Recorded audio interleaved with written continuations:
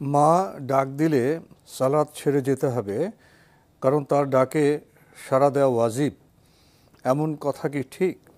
না, মা যদি কোনো প্রয়োজনে ডাক দেন তাহলে নফল সালাত ছেড়ে যাওয়ার বিষয়টি হাদিস দ্বারা সাব্যস্ত হয়েছে, কিন্তু মানে ফরজ সালাত নয়। আপনি কমন করে দিয়েছেন মানে নফল সালাত, কারণ নফল সালাতের চেয়ে মায়ের প্রয়োজনটা মেটানো অপরিহার্য। মায়ের হকের বিষয়টি আল্লাহ সুবহানাহু ওয়া তাআলা কোরআনে কারীমের মধ্যে বারবার বলেছেন, ওয়াবিল ওয়ালিদাইনি ইহসানা ওয়া ওয়াসাইনাল ইনসানা বিওয়ালিদাইহি ইহসানা। আল্লাহ রাব্বুল আলামিন বারবার বলেছেন যে আমি মানুষদেরকে এই ওসিয়ত করেছি, মানুষের জন্য এটা বাধ্যতামূলক করে দিয়েছি।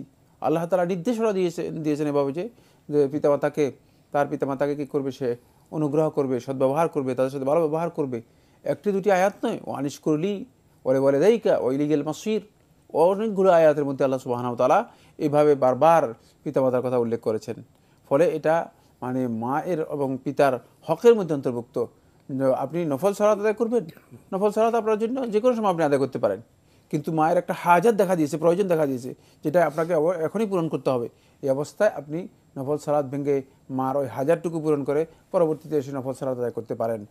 হ্যাঁ, মা এমনি কোনো প্রয়োজন নেই, মানে মায়ের মানে তেমন কোনো প্রয়োজন নেই, এমনি হয়তো সন্তান কি ঘরে আছে কি নেই, মানে এই জন্য হয়তো ডাক দিয়েছে, মানে উদ্দেশ্য মানে কোনো প্রয়োজন নেই। আপনি জানেন যে না, এখন এই মুহূর্তে তার কোনো প্রয়োজন নেই, তিনি এমনি মানে ডাক দিয়েছেন খোঁজখবর নেওয়ার জন্য।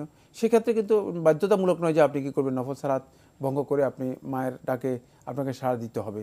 কিন্তু যদি হাজাত থাকে তাহলে অবশ্যই আপনি সেটা করবেন।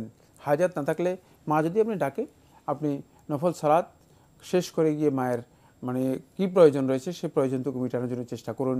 কারণ মায়ের হক এখানে মোকাদ্দাম, যেহেতু এটা আল্লাহর হকের সাথে মানে বান্দার হকের একটা সম্পর্ক রয়েছে, আর বান্দার হক এখানে যেটা রয়েছে সেটা একটু শক্তিশালী, এই জন্য মানে এটা ফরজ বাধ্যতামূলক, ফলে এটা মোকাদ্দাম হবে, এটা অগ্রাধিকার পাবে।